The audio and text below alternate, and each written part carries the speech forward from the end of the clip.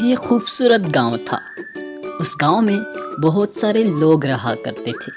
گاؤں کے سبھی لوگ بہت اچھے تھے، لیکن ایک آدمی جس کا نام تھا افتخار، وہ بہت امیر تھا، لیکن طبیعت سے وہ بہت کھڑوس انسان تھا، جو کہ اپنی امیری پر بہت للچاتا، بہت نخرے دکھاتا تھا۔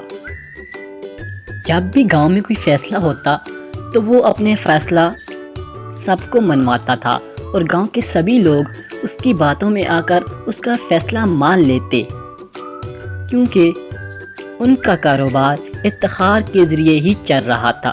لیکن گاؤں کا ایک بہت نہایت شریف اور ایماندار آدمی امجد بھی تھا، جو کہ کام تو افتخار احمد کے ہاں ہی کرتا تھا، لیکن نہ تو وہ کبھی حق کے خلاف جاتا اور نہ کبھی افتخار احمد کی کسی غلط بات کو صحیح مان لیتا۔ جب کبھی وہ فیصلہ کرتا تو امجد ہمیشہ اس کی خلاف ورزی کرتا، کیونکہ وہ اس کا فیصلہ حق پر نہیں ہوتا تھا۔ افتخار اس بات سے بہت پریشان تھا اور سوچ رہا تھا کہ آخر اس خلاف ورزی کو کیسے قابو میں کیا جائے۔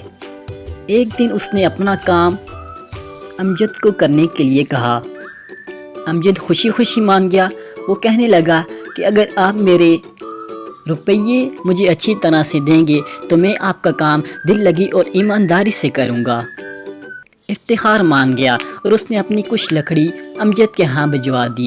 امجد چونکہ لوہار تھا تو وہ لکڑی کا کام کرنے لگا۔ جب لکڑی تیار ہو گئی تو اس نے وہ افتخار کے ہاں بھجوا دی، لیکن افتخار نے کہا کہ اس میں تو بہت بڑا نقص ہے، اس نے تو میری اچھی بڑی لکڑی کو خراب کر دیا ہے، اس نے تو میرا بہت نقصان کر دیا ہے، اب اس کو اس نقصان کو پورا کرنا ہوگا۔ جب امجد نے یہ بات سنی تو وہ ہرگز ماننے کے لیے تیار نہ ہوا کہ اس سے کوئی نقص رہ گیا۔ پھر یہ معاملہ ملک کے قاضی کے پاس پہنچ گیا۔ قاضی نے دونوں کے بیان سنے۔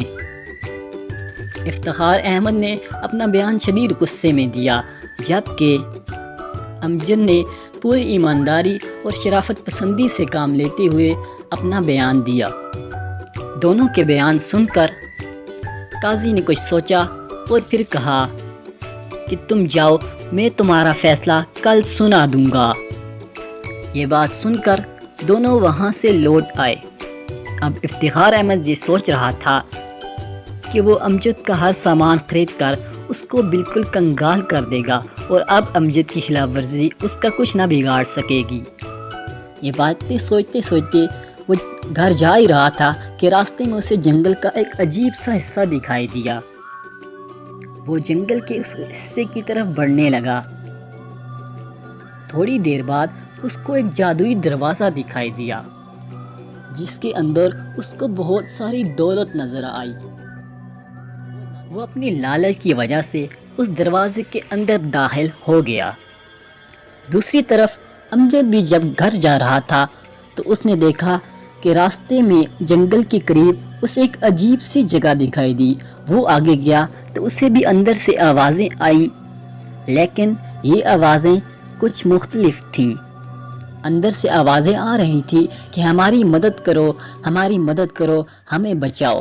امجد یہ باتیں سن کر پریشان ہو گیا اور وہ بھی اس دروازے کے اندر داخل ہو گیا، اور اب یہ دونوں داخل ہوئے میجیکل ورلڈ میں، یعنی کہ جادوئی دنیا۔ امجد جس دروازے سے میجیکل ورلڈ میں داخل ہوا، وہ میجیکل ورلڈ بہت ہی خوبصورت تھا۔ اس میں طرح طرح کے رنگ، وہاں کی ہر شے خوبصورت اور دلکش تھی، لیکن امجد یہ سوچ رہا تھا کہ آخر ان آوازوں کا کیا مطلب ہے۔ اسی اشنا میں اس نے دیکھا کہ دور سے کوئی چیز اڑتی ہوئی اس کے طرف آ رہی تھی، لیکن جب وہ چیز اس کے قریب پہنچی تو وہ ایک ننھی پری تھی۔ اس ننھی پری نے امجد کو میجیکل ورلڈ میں خوش آمدید کہا۔ دوسری طرف افتخار بھی میجیکل ورلڈ میں داخل ہو چکا تھا۔ اس نے دیکھا کہ ہر طرف سونا ہی بکھرا پڑا ہے۔ ہر طرف زیور چاندی وغیرہ پڑی تھی۔ وہ یہ دیکھ کر بہت ہی خوش ہوا۔ جیسے ہی اس خزانے کی طرف اس نے اپنا ہاتھ بڑھانا چاہا تو وہ خزانہ ایک بھیانک جن کی شکل میں تبدیل ہو گیا۔ اس نے کہا، یا ہا ہا ہا ہا، میں ہوں برا جن، میں تمہیں نہیں چھوڑوں گا۔ افتخار یہ بات سن کر بہت پریشان ہو گیا۔